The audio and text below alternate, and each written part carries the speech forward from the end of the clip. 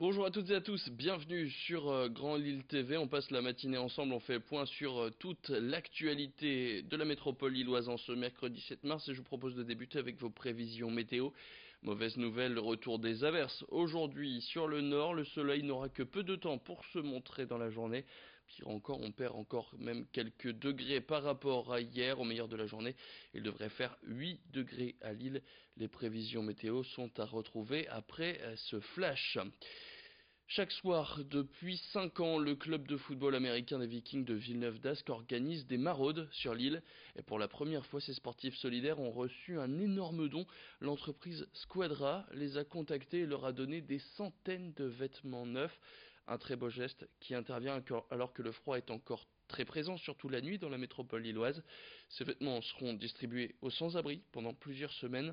Alors au cours de ces prochaines maraudes, les Vikings continueront aussi de distribuer de la soupe à ceux qui ont tout perdu. Joël Warneau a rencontré Jean-Philippe Delporte, le président de ce club de football américain, juste avant la maraude de cette semaine. On l'écoute. Les vestes de running, on en a 150, les manteaux, on en a 100, on a 100 bonnets qui arrivent cette semaine, on a 50 sacs qu'il a commandé aussi pour cette semaine, des sacs de sport.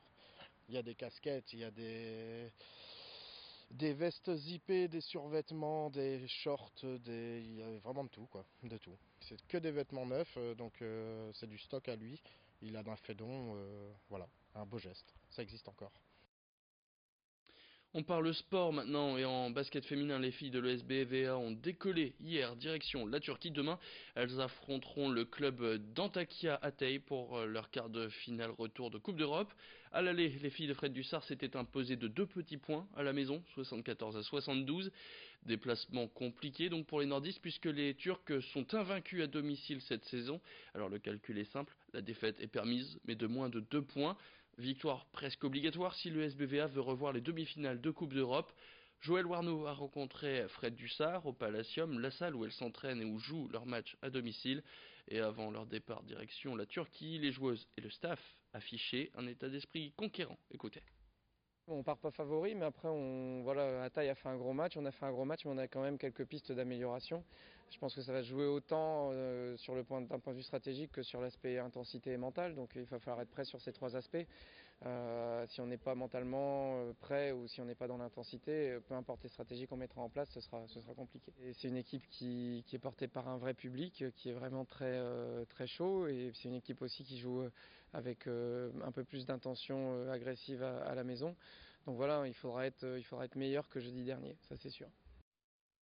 On passe maintenant au portrait de cette édition. Il fabrique non pas des meubles, mais simplement des pieds. Dans la commune d'Illy, près de la Bassée, la fabrique de pieds, c'est son nom, crée uniquement des pieds métalliques, une entreprise qui plaira beaucoup aux bricoleurs. Florent Demars a ouvert les portes de son entreprise à Brieuc-Gorchy.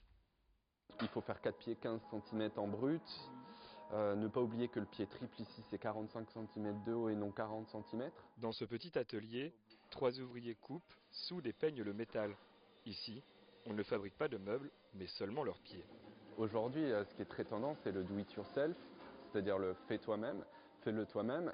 Et du coup, dans la fabrique des pieds, c'est là où on veut aller, c'est qu'on veut, on veut éveiller la créativité de nos clients et qu'ils puissent réaliser leurs meubles eux-mêmes en achetant les pieds chez nous, en récupérant des plateaux dans une brocante ou ailleurs. Et puis, comme ça, ils auront leur propre table chez eux. Même si là, ça dépasse un peu plus, c'est pas très grave. Mais je te conseille de le mettre dans l'autre sens, le pied. Chaque mois, près de 600 pièces sont produites par l'entreprise. Alors pour l'accompagner, Florent Demars a recruté 2 de ses anciens camarades de classe, car l'année dernière, il avait repris ses études pour faire un CAP métallier. C'est une très belle histoire, ça veut dire qu'il m'a pas oublié quoi. Et que du coup ça fait plaisir aussi de les revoir après déjà un an, ça fait au moins un an que je les ai pas vus, donc ça fait plaisir de travailler ensemble comme à l'école quoi. En installant son atelier dans la ferme de ses parents, ce jeune entrepreneur est revenu à ses premiers amours, là où tout a commencé. C'était en 2014 où j'ai fait le premier pied, donc c'est dans cet atelier-là que j'ai fait le tout premier pied. J'ai appris à souder pour faire ma propre table basse. Et puis après, je me suis dit peut-être que d'autres personnes seront intéressées par ce type de pied et je les ai mis en vente sur une plateforme de créateurs sur Internet et est née la fabrique des pieds. Quant au tarif, il varie selon les tailles Pour 4 pieds de table standard par exemple, il faudra compter près d'une centaine d'euros.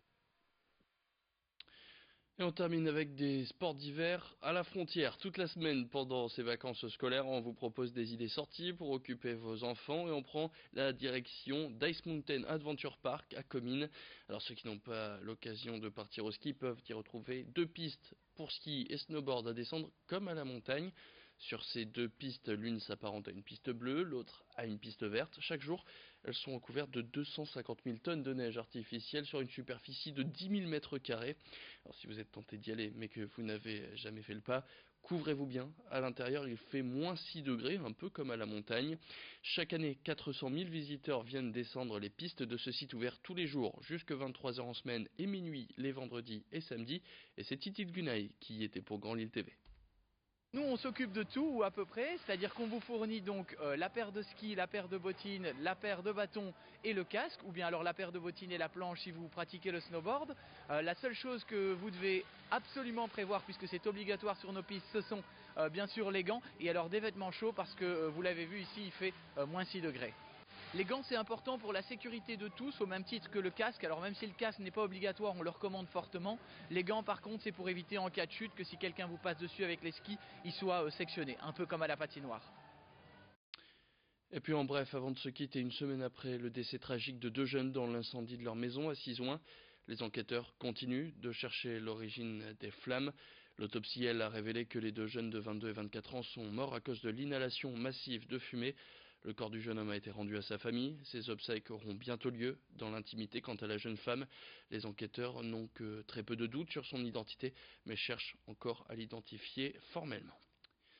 C'est la fin de cette édition. Merci à toutes et à tous de l'avoir suivi. Tout de suite sur Grand Lille TV, vous retrouvez vos prévisions météo et l'information continue. Rendez-vous dans le prochain quart d'heure pour un nouveau flash. Bonne journée à tous.